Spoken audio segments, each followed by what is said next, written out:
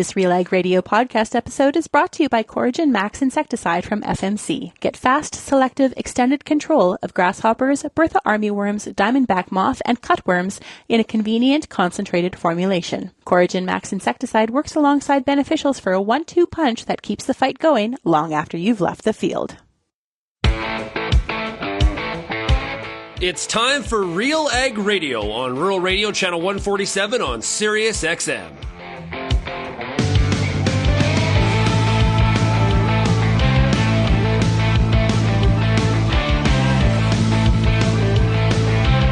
RealAg Radio and RealAgriculture.com is your home for insight and analysis of the issues that are impacting your farm business.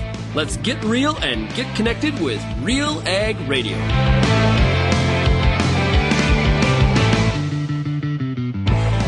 Hello and welcome to RealAg Radio here on this Monday. Yes, it is Agronomic Monday.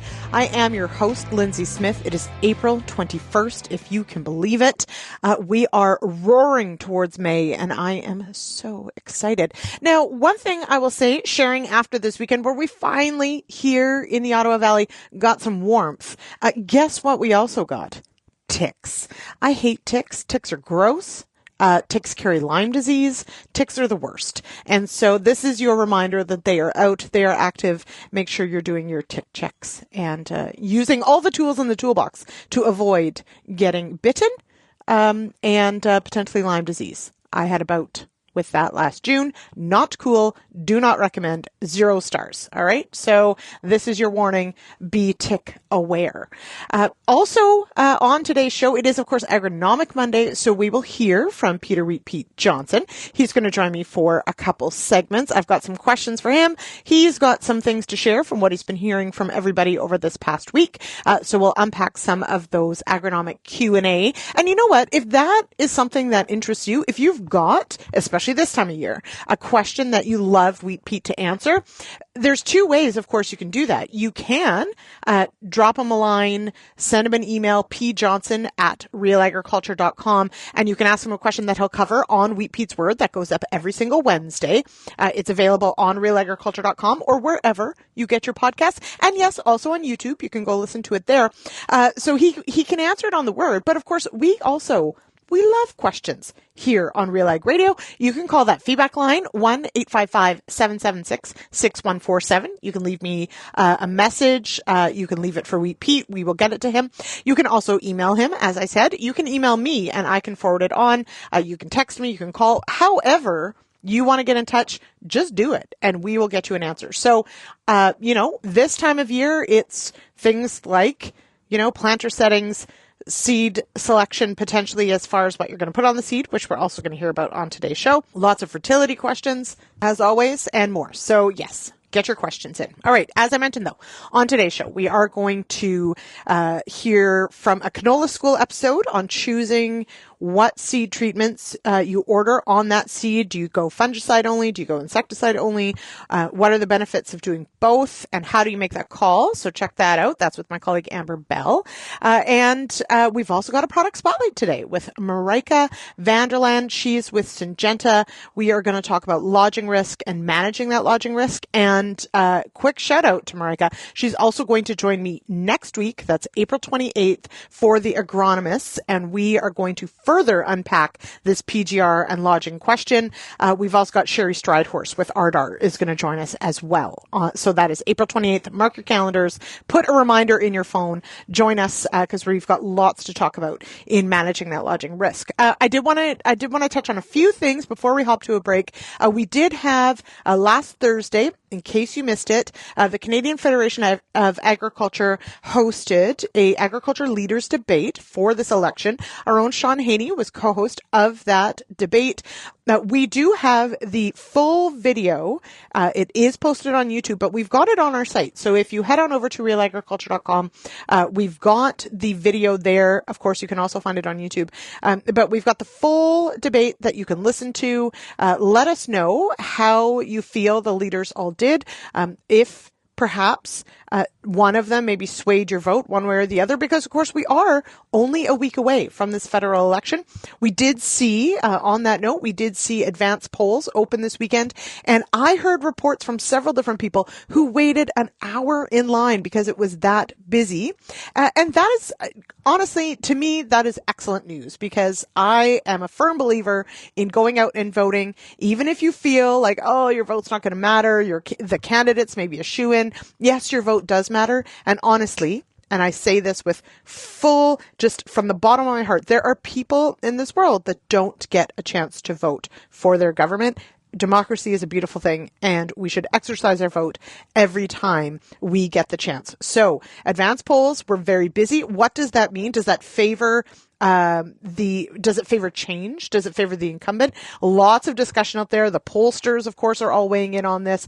And so far, what I love about this is just about everybody says, well, it depends, which is a favorite answer when it comes to agronomy as well. It depends, in that if you view change as meaning away from the Liberals, then it could favor the Conservatives. If you view change as Carney is enough of a change, which I know a lot of you do not agree with, then some may argue that, high voter turnout at advance polls favors change. Maybe that just means Mark Carney versus Justin Trudeau. We will see very soon. But get out there, make sure you've got your plan for Monday. If you don't have your voter card, make sure you get it, or register to vote at the polls. Get out there. I've got also, I should have probably led with this, but the playoffs started. NHL playoffs started. And Ken Kura with BASF, you'll know him, you'll love him, just like I do. Before the playoffs started, he sent me a note and he said, Lyndsey, it is time to place a wager, because the Toronto Maple Leafs and the Ottawa Senators will be meeting in the playoffs and we must wager. And I said, of course, Ken, we will. And so here it is. And yes, Ottawa lost last night. That's fine. It's okay. Just get that one out of our system. But here's the wager. If the Senators are victorious, which of course they will be, my friend Ken Kura is going to don a Sens jersey for an entire episode of a school that he will film with Bern Tobin later this year. And if the Leafs win, which this is fine because they're not going to, I will don a Leafs jersey for an entire issues panel on a radio show coming up, after, of course, the series is done. In which case, hey, you know what, Ken? It's fine. I look great in blue, but it won't matter because you'll be the one wearing the Sens jersey. So there you go. If you've got predictions on this particular series, the Battle of Ontario, or of course any of your favorite NHL teams, let me know. I'd love to know who your pick is for the Stanley Cup. It's a big deal. We also have one last thing before I hop to a break. We have a new poll up on RealAgriculture.com. I want to know what your side hustle would be. So let's say you found yourself with a little extra time, maybe a bit of money, and you knew you'd be successful. It has to be farm related because that keeps it, in the circle of influence of what we're doing. But what would you do? Would you start a brewery, a winery? Would you do agritourism? Would you maybe start a cheesery? Something like that. I'd love to know. Go vote. I personally would love to have a cheesery, but I think this is one of those problems where I would end up eating everything, all of my own supply, and would not make any money. So there's that. Okay, we're going to take a quick break here on RealAg Radio, on Rural Radio, Channel 147, Sirius XM, and I will be back with Peter Wheat Pete Johnson right after this.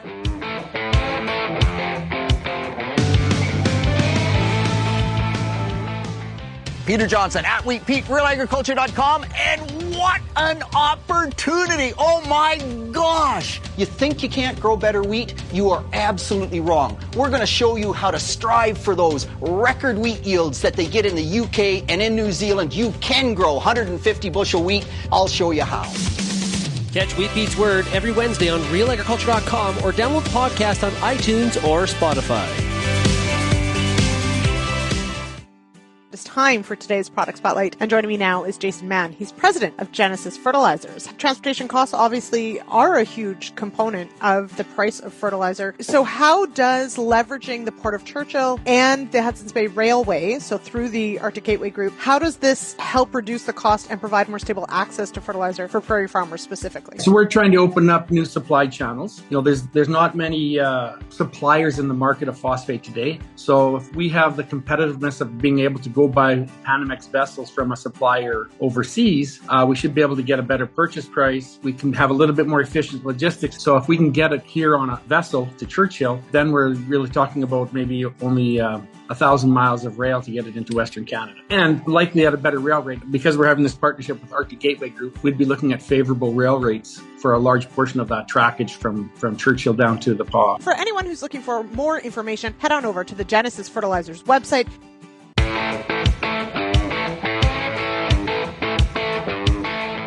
Welcome back to RealAg Radio here on Rural Radio, Channel 147, Sirius XM. I am Lyndsey Smith, and I am your host for this Agronomic Monday. And a reminder to not put your yield at risk. Put your trust in proven solutions with Anvil Nitrogen Stabilizer, Super U Premium Fertilizer, and Tribune Nitrogen Stabilizer from Koch Agronomic Services. These products offer high active ingredient concentrations imitator brands can't match. See the difference at defendyourn.ca. Well, it is Monday. And that's about all I can say about that. But that does mean that it is Agronomic Monday. And I've got with me Peter Wheat Pete Johnson.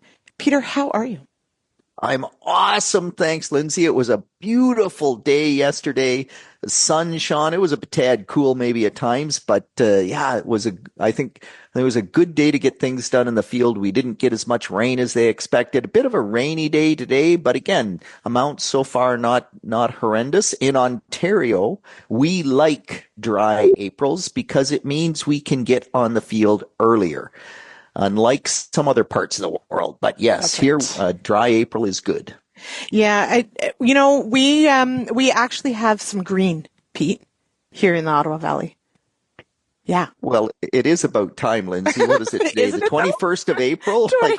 We're a full month past the beginning of spring. It would be good to add some green. Yeah, it would. So I am thankful to see it. And that is good. I would say we are kind of on the wet side. So yeah, I think many around here would prefer things just some warm sunshine, some maybe a warm breeze, dry things out and get that grass really growing. We did have a bit of rain over the weekend. It was a nice warm rain that really does bring on the green. So that was nice. Now, Pete, I wanted to touch on, because we mentioned it last week, but we did manage actually to spend some time together last week, face to face. Even went to a Jays game. It was great. It was awesome, Lyndsey, and I don't get to many baseball games. Bad on me. It's kind of, I go with the RealAg team. I will say that the RealAg team does not seem to be a good luck charm for the Toronto Blue Jays. We apologize profusely.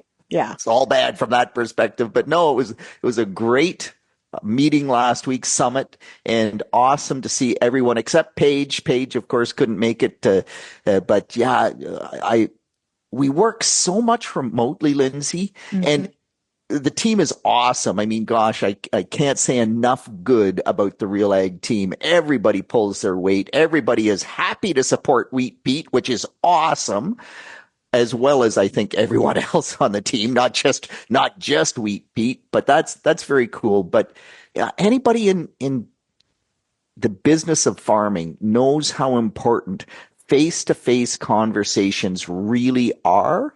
And so this once a year being able to get together face-to-face, socialize and kibitz and toss out weird ideas that just make people shake their heads, but it just stimulates the thought process. It builds the team, and that's exactly what needs to happen. Mm-hmm. And we do appreciate spending all that time together. And you're right, the Jays, we have yet to go to a Jays game in the past 3 years where they won. So maybe next year we'll go to a Leafs game, and then I won't care that they lose. Anyway, we'll see about that. I'm not even going to talk about last night's game, so that's cool. Okay, well, we are going to talk about, Pete. We are going to talk actually about agronomy, and one that we're going to talk about manganese on wheat, because this is definitely a question that comes up quite often, especially in the spring. But what conversations are happening right now about manganese deficiency on wheat? So there's all sorts of weird, wild, and wonderful things happening in the wheat crop right now, particularly down here in this deep Southwest, where we've had some weather and some growth is starting to happen.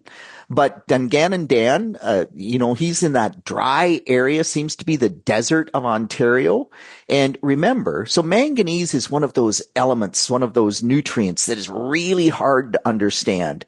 And Michael sent me an email saying, my agronomist says I need to put on manganese. Pete, you talked about manganese on the word. Can I mix it in with my 28% nitrogen and my ammonium thiosulfate? And the answer there is absolutely not, because we have to apply it as a foliar. And then he said, well, can I mix it in with my herbicide, fungicide, PGR pass? And the answer there is, well, maybe, except that it's manganese sulfate. We can get antagonism. The more you put in the tank, the more likely you are to get burn. And so it's kind of like, you can, but if you're actually putting in dry manganese sulfate at 6 pounds or 7 pounds of product per acre, 2 pounds of actual manganese, man, the chances of that messing up one of those other things in the tank or causing additional burn gets to be pretty significant. So then you back away and say, well, it should be a pass by itself, or maybe we don't need the fungicide, or maybe we don't need all three of the things that are in the tank when we do that application. But then Dundan and Dan is out there applying it on wheat that's just started to grow and there's not really visual symptoms. And you say, well, is that because you're seeing deficiency, Dan, or is that just because you've seen deficiency before? Because, like it's proactive. And Dan's answer is it's proactive. Well, in Michael's case, he hasn't seen manganese deficiency before, and manganese does not move in the plant. So trying to do it proactively in a situation where you're not sure you're ever going to see the deficiency is just a waste. If you put that foliar manganese on those lower leaves that aren't deficient, well, that manganese will never move out of those lower leaves to the new growth should the new growth become deficient. So you sort of have to hit the window when you get that deficiency. Meanwhile, Ryan saw manganese deficiency last fall, was told that he could correct it this spring.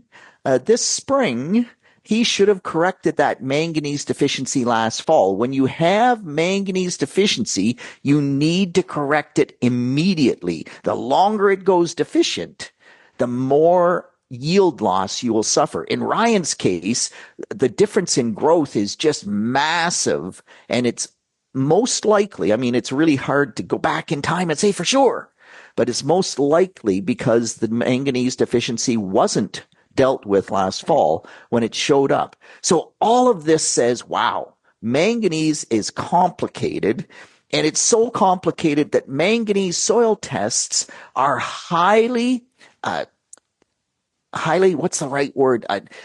Variable, right? Like they just aren't very good as a predictive tool. And so you kind of go, well, I can't even really soil test. I can, but it's pH dependent, it's organic matter dependent, and it's soil moisture dependent. When soils are wet, the manganese is available. So think this spring for most of Ontario, for your area, Lyndsey, it's been wet, the manganese is available. Go to the Dungannon Desert, where Dan farms, it's dry. The manganese is going to be much less available. So there's all of these factors come into play, and you just can't do it proactively because it won't move in the plant. Mm-hmm. Well, Pete, you ruined my question, because if you can't proactively deal with it, then I was going to say, well, what about my soil test? Shouldn't I be able to avoid this? But you're pointing out that essentially, while you can monitor such things, you do really need to react should you end up in a position with a deficiency. Absolutely. The one nice thing, or maybe not nice, but at least manganese tends to be reasonably consistent. Right. If you get an area in your field that goes manganese deficient in the soybeans, then there's a pretty good chance it will go manganese deficient in the wheat. Or you can, when it's starting to get dry and you know that area is manganese prone, you can hit it proactively, because it's likely, if it's getting dry, going to show up manganese deficiency, and it just isn't quite there yet. But it really is a historical situation, and understanding how that moisture really does play into when the manganese deficiency is going to show up. Okay. Now, one last thing on this point before we move on. and I don't want to further muddy the waters, but sometimes, not all of us, but some of us confuse manganese and magnesium because the words are similar, their chemical symbols are similar. How do I remind myself magnesium versus manganese? Because we've been talking about manganese. Do I need to even worry about magnesium or just throw that word out of my head? No, so we can see magnesium deficiency as well. And there, the soil test is a much more reliable predictor. So if you look at a magnesium soil test that is below 100 parts per million, you kind of start to say, okay, particularly on a sand soil where we tend to see magnesium deficiencies more commonly, then you start to look for it. The symptoms are somewhat similar, but not exactly the same. And you can go to the book. The magnesium is interveinal chlorosis, but tends to be more on the lower leaves, so that as opposed to the upper leaves. So you can get that magnesium manganese different, but they are similar. The soil test is really what will help you sort that out. And for most of us in Ontario, because most of the soils in Ontario were made from dolomite limestone, we have quite high magnesium levels. Oftentimes we worry about maybe too much magnesium as opposed to too little. So on sand soils, it's possible. On any other soil type, the chances of magnesium deficiency is sort of fairly low. Okay. Thank you for that. I will try to remind myself. Upper versus lower, lower versus upper. And then I have to remember which is which. It's clear as mud. I got it. Okay. Before we head to a break, I did want to touch on, of course, this is the time of year where we're dealing with winter kill, assessing stands, etc. Discussion with Woody, Kevin, talking about winter kill. Sum it up for us.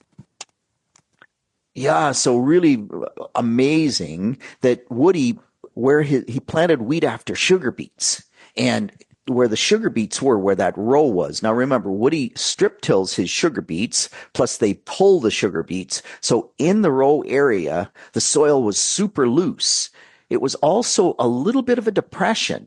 And there they are, those sugar beet rows, wherever the sugar beets were, the wheat winter killed. And we're not sure if it was ice or snow mold or just Woody said he didn't get much snow. So you kind of say, well, it shouldn't have been snow mold, but he's on a sandy loam soil. So you go, wow, it's hard to imagine that they drowned out. In any case, whatever happened in the sugar beet rows, minor depressions, wheat is dead. Kevin, down on those heavy clays of Essex, says he's seeing the exact same thing. His comment was, there was more winter kill than I expected. I was disappointed by that. But wherever I had a minor depression, the wheat is dead. And so that on heavy clay makes a bit more sense, because that little depression, you get the water there, it ices over. If the ice stays long enough, the wheat suffocates. We get that winter kill. And so for the most part, everyone has been saying, the wheat crop looks amazing. And most of the wheat really does, but there is just more of these little issues out there. And some of these really phenomenally interesting micro environments within the same field that just make you shake your head and say, wow, that's weird.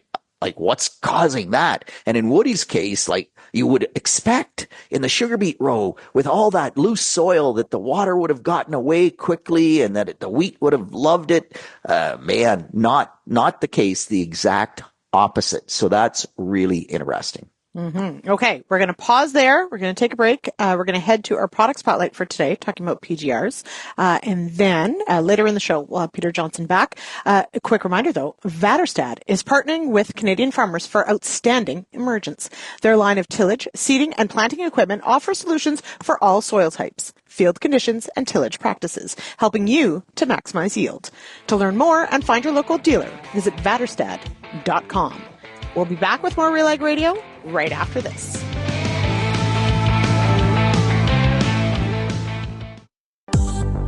I'm Lyndsey Smith from RealAgriculture.com. Join me Monday nights for The Agronomist, a 1-hour live and interactive show broadcast across YouTube, Facebook, and X. Monday nights at 8 p.m. Eastern, I host expert agronomists from all over the country to give you answers to some of the toughest agronomic questions. Join us live or catch the replay Tuesday morning. That's The Agronomist with me, Lyndsey Smith, Monday nights live at 8 p.m. Eastern. Get all the information you need to keep your pulse crop healthy and profitable with the Pulse School on RealAgriculture.com.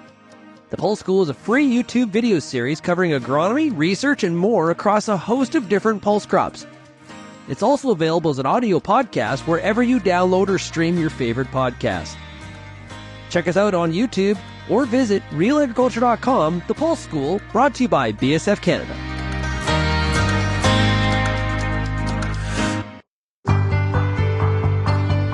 It's summertime, and you've got a lot of important decisions to make when it comes to your corn crop.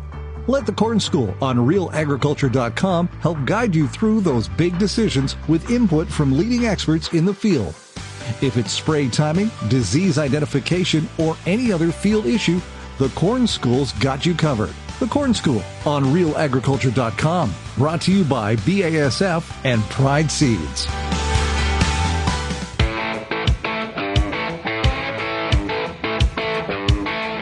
Welcome back to RealAg Radio and RealAgriculture.com. I am Lyndsey Smith, and joining me now is Marijke Vanderlaan. She's with Syngenta, and she also loves wheat. And that's what we're going to talk about on this product spotlight. Marijke, how are you? I'm doing very well, thank you. Wheat is, well, there's a couple people that really do love wheat. Specifically, though, you are learning some really cool stuff with the Great Lakes Yield Enhancement Network. How is that sort of informing the decisions that you're making on staging wheat and those management decisions this spring? Yeah, great question, Lyndsey. I mean, for me, it really did start with the yen. You know what? Actually, honestly, it started with Modus, because when we launched Modus, we had to really get up close and personal with the wheat and cut open stems and figure out staging. But then I would say for me, it was really with the yen signing up. I signed up my dad's wheat field 2 years ago. And really what it taught me was not the big report that we got at the end of the year, which had a ton of information, a ton of details. I realized it was actually the simple details that actually matter, which is understanding what's happening in your field when. So with the yen, what was beautiful about that project was we had to go to the same 10 spots in the field multiple times in the season, doing soil samples, tissue samples, harvest samples. But it just got me really to know that wheat crop a whole lot better. And now I just look back, I'm like, yeah, if we can just get these simple details figured out, we can bring our management to the next level. Mm-hmm. Now, you mentioned Modus, of course. You mentioned that critical staging and making the most of this product. What have you learned with making PGR decisions within the yen? Yeah, so you know, when we launched Modus, we were really excited about the optimal window, which was growth stage 30 to 32. So we were very busy cutting open stems, trying to figure out, are we at growth stage 30 yet? I mean, what I've learned is, you know, that's the optimal window, which is actually quite wide, 30 to 32. And it is very okay to wait until we can actually feel that first node, which for anyone can go to a wheat field and just dig up a plant and feel that first node and know, oh, growth stage 31, we're here. That's when we're having that hormone kind of spike, gibberellin hormone that's going to cause that stem to elongate. So that's when we want to get the Modus on there. And I mean, what we've learned too, we've done lots of stem counts. And I know I just had a call a few minutes ago from a farmer. I have 3 to 4 tillers, you know, or 3 to 4 stems per plant. Is my wheat going too large? Is Modus enough? So we talk through that. And I mean, I think that's something that we're still learning is when we go out to the field about now and we see that we have 3 tillers per plant and that main stem, is every single tiller going to make a head and cause lodging issues?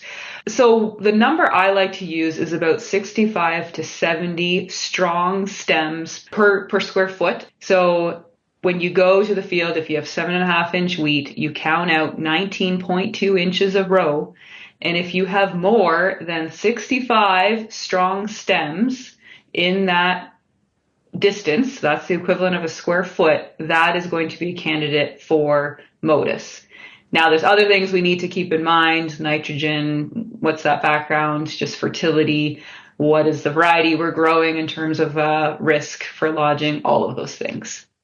Now, one of the other things, and this of course jumps forward in the growing season, but one of the other things I think that goes hand in hand with thinking about stem counts, heads, the uniformity of a crop, that then, of course, to me, think fungicide timing, stress events, those sorts of things. What have you learned about sort of some of these different stress points in the season and making decisions with them as well? Yeah, I think going back to the yen, I mean, one of the big data points that came out of that is biomass. Growers with the most biomass are getting the biggest yields. And so we got to protect that with MODIS, plant growth regulator. But the other piece to this big biomass, and when farmers are managing the details, managing that wheat crop intensively, we need to think about that fungicide. There's going to be more stress from a disease perspective. We're creating that environment for things like here in Ontario, powdery mildew is kind of our number one. And powdery mildew, in terms of like a leaf or stem disease, kind of most years, stripe rust last year would have been the number one. But kind of most years, powdery mildew, that can really impact the standability of our crop as well. So we have to get a fungicide on with MODIS. Our fungicide is Miravis Neo, and we've seen that because it's 3 modes of action, has plant health benefits, we've really seen that bring yield levels to the next level. So we're seeing like 4 bushels over and above some of the 2 mode of action products we've used in the past. So really nice opportunity there to stack the deck in your favor with stacked cereals.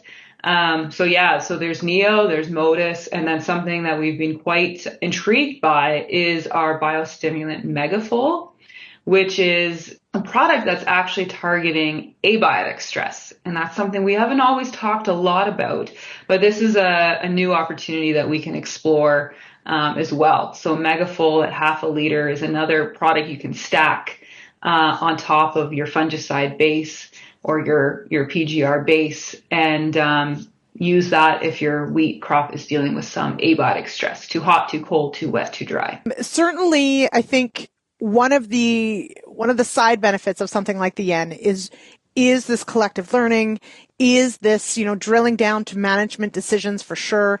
But of course, all of it comes down to trying to capture that profit per acre. Yeah. And, thinking about the last few years of this evolution of what we've learned about managing this crop, how has sort of the mindset changed with farmers on the profit potential of a wheat crop? Yeah, I think there is a group of farmers now that they know they can have a profitable wheat crop, whereas historically it was like, it's just my rotational crop. I mean, we've learned from the yen, the farmers that are putting in the inputs, so to speak, they are lowering their cost of production. They are growing a profitable acre of wheat. It's really cool to see, again, going back to the details conversation. It's some of these simple details that really matter. And we really feel that the stack cereal approach with Syngenta does target these details that really matter. So the things we've talked about, and then the final piece, of course, would be that T3 fungicide, and ours is Miravis Ace, giving you really clean straw, really clean grain, and another opportunity to try Megafol if our crop then is under stress. So all of these details matter. All of these tools in the toolbox can help us get that profitable acre. All right, Marijke, thank you so much for joining me on the show today. Hey, thank you, Lyndsey. All right, we'll be back with more RealAg Radio right after this.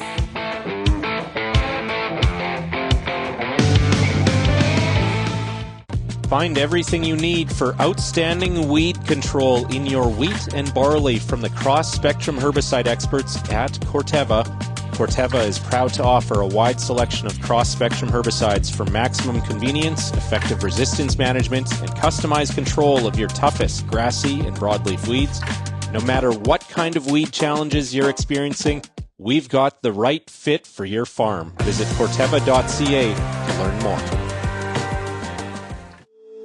If you're involved in the agriculture industry, it's important to stay informed on all the latest issues affecting your business. At RealAgriculture.com, we offer fast, reliable news, information, and insights to help you keep on top of all of the latest in Canadian agriculture. Visit RealAgriculture.com and sign up for our free daily newsletter covering everything from news, agronomy, animal agriculture, and much more. Visit RealAgriculture.com/subscribe today.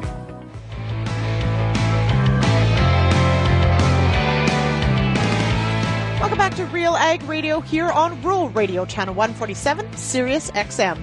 Do you need livestock tags? Get them fast and hassle-free through CCIA's online web store. Shop approved tags for beef cattle and pre-approved tags for goats and servants. A variety of options, all in one place. Order online 24/7 by visiting tags.canadaid.ca, your trusted source for traceability. It's time now to talk about selecting the seed treatment options for canola. Now, many of you would have done this ahead of time, of course, perhaps last fall when you ordered seed, but there are always opportunities potentially to swap seed out beforehand, but usually making the decision on whether you go just fungicide, just insecticide, both, which ones, really, you can potentially make those changes just ahead of the growing season based on the risk factors in front of you. So to unpack that, we go to this Canola School with Amber Bell and Anique Josuttes with BASF. I am here at BASF today speaking with Anique Josuttes of BASF. You're the technical marketing specialist. And we're going to be doing an episode of Canola School. We're going to be talking about what exactly is in a seed treatment, because there does seem to be a little bit of confusion about what the purpose of this is. Yeah, so a seed treatment really, when we think about canola specifically, has two main components, a fungicide package and an insecticide package. So that's what's going to be included within that given seed treatment. Right. And how much of the canola grown in Canada is treated? So all of the growers' canola does come treated with a base package. Growers have an opportunity, whether they have really high flea beetle pressure or really high cutworm pressure, to add in an additional insecticide on top of that when they order their canola. If we go back to those two things that it's treated for, so let's say fungicide, what are some of the funguses that are helping against? Yeah, so multiple different fungicides, right? We have growers always think, if it's really cold, I don't need to treat my seed and some of those other crops. Really, all types of environments are going to harbor different fungicides, whether it be fusarium, whether it be rhizoctonia, blackleg, all of those situations, pythium. Those early seedling diseases thrive in different environments. So a seed treatment can really do a good job of protecting against those seedling diseases specifically. Does that base level protection then is it like just broad across the spectrum? Yeah, in most situations, AIs do cover multiple different diseases. Depending on what diseases, it'll differ between different fungicide packages, obviously. But when we think about the fungicide part of a seed treatment, it's not always just that early season disease. That's a part of it. But also we want a really vigorous canola crop, right? We want a canola crop that has really good plant stand establishment.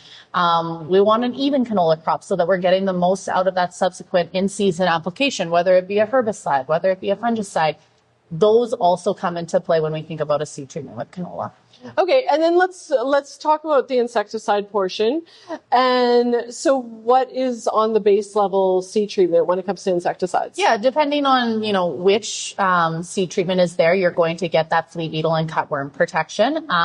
There's additional seed treatments that can provide better or more control of those given insects. And so depending on your pressure, the year, cost comes into it as well. You'll want to start your canola off the best way you can. So what's the likelihood that a grower is going to have problems with, let's say, flea beetles if they have invested in some additional seed treatment? Yeah, so I think that flea beetle pressure, it changes year to year. I know that researchers are always trying to find a prediction model of when we're going to have a really bad flea beetle year. And the flea beetle type is really different. We're seeing striped more and then crucifer and all those types of conversations that growers start to have. So whether or not you're going to have flea beetle pressure is kind of up in the air. But, if you're used to it, if you had a really hot, dry fall also, we do see those types of things conducive to high flea beetle pressure. So when speaking about the insecticide portion of a seed treatment, what is the likelihood that you're going to be able to just negate pests altogether? Yeah. So any pest in any crop, doing a one target approach isn't going to be a silver bullet. It needs to be an integrated crop management approach. Seed treatments do directly target that given pest, right? But we need to think about a variety of different things and holistically view it. So, you need to think about your seeding rates. Are you compensating for losses in really high pressured areas? Crop rotation as well.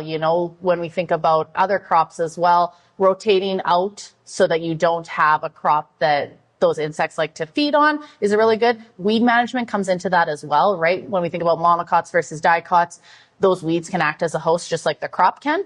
And then you also have that option as well, if pressures are really, really high, to go in with a foliar insecticide to help control some of those things. Right. I guess that'd be similar for fungicides as well. Now, if you're looking at your crop, it's out of the ground, it's emerged, right? How often should you be checking it in order to ensure that your seed treatment is actually effective? Yeah, so we recommend scouting in that early season timeframe, especially around, flea beetle pressure timeframes, almost every 2 to 3 days, because, they can come in a swarm, and if it's a really, really high pressure, you're going to want to have that opportunity to go in with a foliar insecticide. So going out every 2 to 3 days is really best management practice there. Terrific. And any words of encouragement as growers go into this growing season? Yeah, I think there's a lot of volatility in this marketplace right now. Politics and all of that is coming into play. So, growers are going to seed a crop this year. And so we want to make sure that it's set up for success. All right, we are going to leave it there. We're going to hop to a break, and I'll be back with Peter Johnson once again right after this.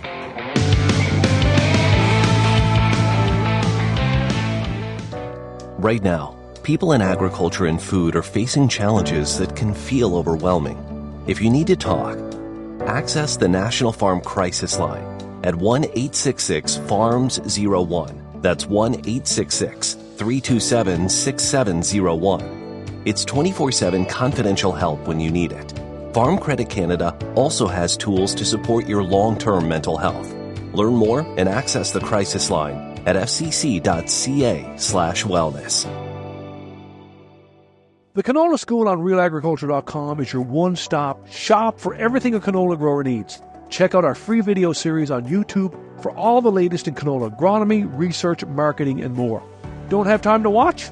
Download the podcast version of the Canola School on RealAgriculture.com or anywhere you download your podcasts. Stay on top of all things canola with the Canola School on RealAgriculture.com, brought to you by BASF and Invigor Hybrid Canola.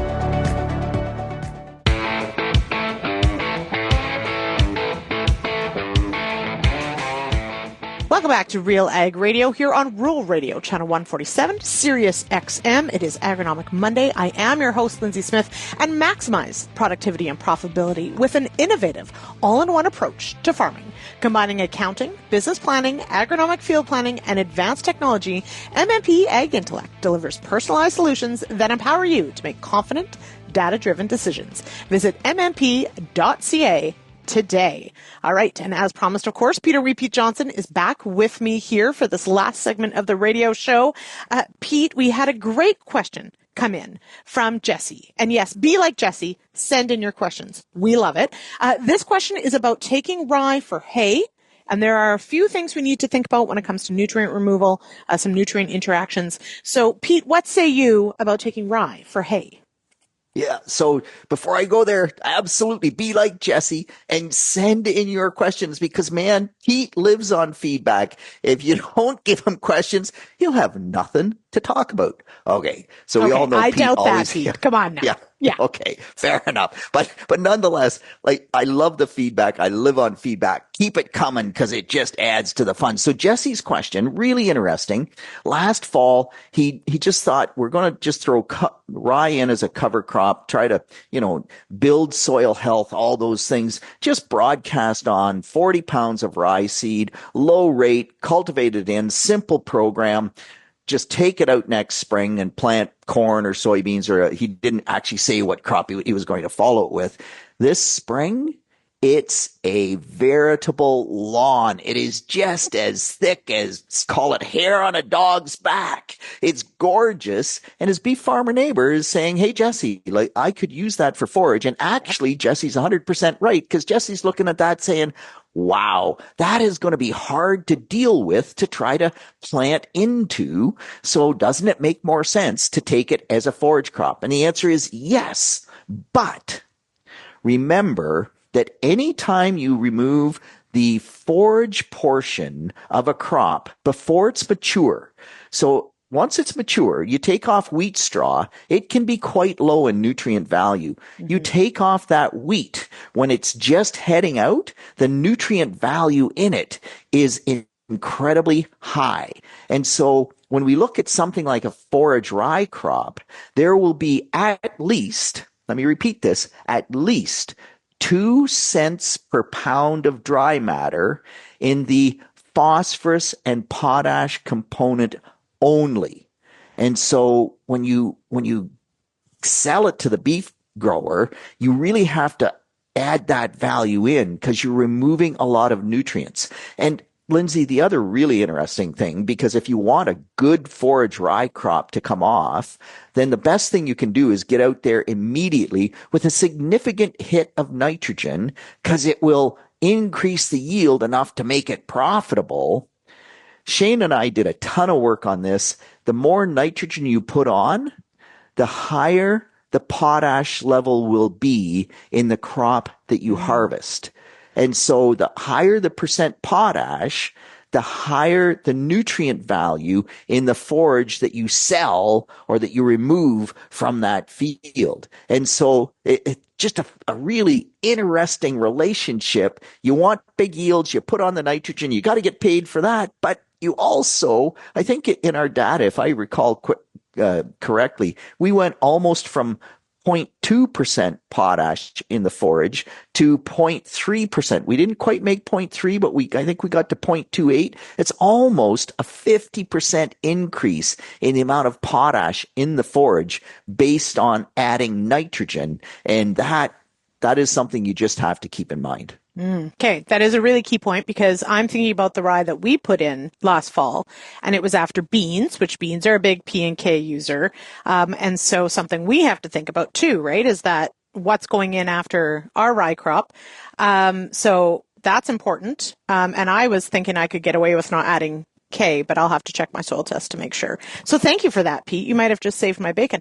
Now, but one other thing. So speaking of this rye crop, now in areas, my rye crop also looks very good, but we have one part of the field, it's a little higher than the rest. I don't know what exactly happened, but the establishment was not as good. And there are quite a few dandelions coming, Pete. Do I spray them out? Do I fertilize the bejesus out of my rye and get it to outcompete? Do I do both? How do I deal with those dandelions? So, yeah, and the right answer, Lyndsey, is you would have sprayed those stinking dandelions out last fall. Yeah, it's too late for that, Pete. I understand this, but this is why Pete pushes fall weed control. So in our data, if you have heavy dandelion pressure, the rye can't outcompete them. You can fertilize it, but the dandelions take off just as early as the rye do, and they are incredibly competitive in the spring. And we have seen up to a 25% yield loss. So it's pretty simple to take dandelions out, or at least hurt them enough that you can get a good rye crop. I'd be out there just absolutely as soon as you can, Lyndsey, and take them out with, something that's strong on dandelions. I don't know, 2,4-D is one that comes to mind. It's pretty good. It's quite reasonably priced. MCPA, any of those will do a pretty good job on dandelions. There's better products, but if it's only dandelions and it's for forage, that's sort of where my mind would go. Mm-hmm. Okay. That was what I was thinking. Like in general, I sort of feel like every fall I should just spend my time killing dandelions, because it is the best time to do it. 100%. Yeah. Yep. Yeah, and you can leave them in your lawn. That's fine. I don't care, but they don't belong in my rye field, because we're going to take it for haylage. We're going to make haylage out of it. So again, we're going to take it early. But yes, good I am thinking about not just the forage yield, but of course the subsequent crop. I think it's going back into beans, or we're going to establish a forage again, in which case the dandelions still have to come out. So, okay, I'll call the sprayer. All right. Next on the list. Thanks for adding things to my to-do list, Pete. I really appreciate it. Sorry. No, that's fine. It's okay. Up until now, we couldn't get on the field, so it's drying out, so now we can. Okay. So now, really cool question on, or a way of thinking about phosphorus. And I love this. And I love that we talk about phosphorus often. Early and often on the word. We'll say that because it is one of those, it's so important, but it also is a bit of a beast to manage because we have to manage it long term. But there's a point here on phosphorus about phosphorus retention versus phosphorus fixation. I think nitrogen, I think fixation, but I don't think about that with phosphorus. But what are we talking about here? So oftentimes when we talk about phosphorus and we apply the phosphorus and we say that, and it depends on which study you look at, but you apply phosphorus and in the year of application, you might only get a third of that phosphorus available. If you don't band it, it might be less than that. The very best you could ever hope for is 50%. And we always talk about the fact that the phosphorus gets fixed in the soil by the calcium, the iron, the aluminum. And so once it's in that form, it's not plant available. Mm-hmm. And so we kind of think, oh gosh, so now it's unavailable. This concept that I really like a lot better is that the soil is retaining it. It's phosphorus retention. And it will be there in that soil bank account for years to come. And as plants pull the phosphorus out that is available, some of that retained phosphorus will come into solution to feed the plant. And so whenever we talk, and by the way, Lyndsey, the same is true of nitrogen. There's a really nice French study that said we often think when we apply nitrogen that at the very best we can get 50% of that nitrogen to be utilized. We talk about nitrogen use efficiency all the time, and we apply 100 pounds of nitrogen. If we can get 50 pounds of that applied nitrogen into the crop, we think we've done really well. Meanwhile, what happens to the other 50 pounds? Well, it's the same thing. The soil biology in that particular case utilizes that nitrogen and they tie it up in their biomass. And in that French study, when they followed it, I think it was for 30 years. Don't quote me, but it was a long period. A long time, yeah. And at least 85% of that labeled nitrogen that they applied that first year ended up being removed in crop production over that 30-year period. So there's still 15% that was either in the soil or, some of it does get lost. And similar with phosphorus, we do lose small amounts through soil erosion, through tile water. Like it's not a zero sum, but to think about it as, yes, I apply the phosphorus. I want it available in the year that I apply it. But if it's not available that year, as long as it's retained in the soil as opposed to fixed, the connotation is never available. Right. Retained, it's going to be available. And I think that's a really good distinction as we go down this thought process. Mm-hmm. I like it a lot. And of course, to me, that sort of tweaks, all right, so what can I do management-wise that's going to make sure that my soil is a soil that's going to retain as much as possible? And that, as you said, brings in the conversation of, well, first we also have to minimize loss. And that means keeping soil where it should be and not letting it either float away or be driven away. And I will tell you, Pete, it was Easter this weekend. We went for a drive, did some family stuff, and there were some pretty gross-looking rivulets in some of those fields of just water runoff and moving soil. And it makes me sad, I'll be honest. Yeah, that 3-inch rain that we got that one Wednesday night, it just, at least that was what happened here in the deep Southwest. And man, the amount of erosion. I talked to a neighbor about all the corn stalks that moved, and he was saying, what do we do with all these corn stalks? And so I just said, well, look at the fields where the corn stalks weren't left on the surface. and how much soil moved. And yeah, the corn stalks are a problem, but I'll take corn stalks as a problem and keep my soil in place rather than bury the corn stalks and have all the soil in the ditch instead of the corn stalks in the ditch. Mm-hmm. Thank you. Amen. Okay. One last thing related to this, though, is, and Pete, if anybody has ever listened to you, they know that phosphorus for your wheat at seeding, incredibly important. A neat photo this week showing to the line just how important. Yeah. So Roger sends me stuff occasionally. It's really cool. And last fall, they were drilling wheat a long way from home. They got low on phosphorus. He told the driver to reduce the rate, but even with reduced rate, they ran out for the last round. So up and back, they were empty. And yep, right to the line. That wheat is smaller. It was purple. It had less tillers. And we all know that tillers make yield, and right to the line, man. I am the poster child for seed-placed phosphorus on winter wheat, and I think I will be that person until the day that I die. Mm-hmm. And for good reason. It just makes such a difference. So everybody do it. And hey, now in fairness, I understand when you're far from home and you've only got a couple passes to go, it's a great test plot, Pete. Exactly. It's a great test plot. There are no mistakes in agriculture, That's right. Only test plots. Thanks, Ken.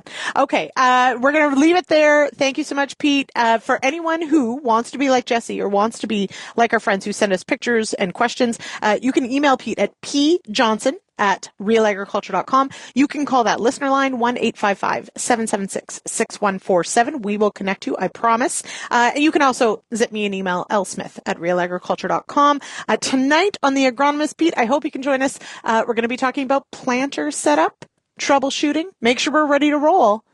So I hope you will join us in the comments, 8 p.m. Eastern. I will be in the chat. And by the way, it's incredibly important. And the people are, hopeful that we might get seeding here by the end of the week if things dry out. The weather forecast isn't good, but it's imminent. So we need to be ready. Mm-hmm, absolutely. All right. Thanks so much, Pete. And thank you all for listening. We'll talk again on Friday for the Issues panel. Missed it last week. Looking forward to it this week. All right. Cheers, everybody. Take care. Thank you for downloading this RealAg Radio episode brought to you by Coragen Max Insecticide from FMC. When you need to protect your crops from damaging insects, Coragen Max Insecticide delivers fast, selective, extended control of grasshoppers, Bertha armyworms, diamondback moth, cutworms, and more. Ask your retailer or visit ag.fmc.com/CA today.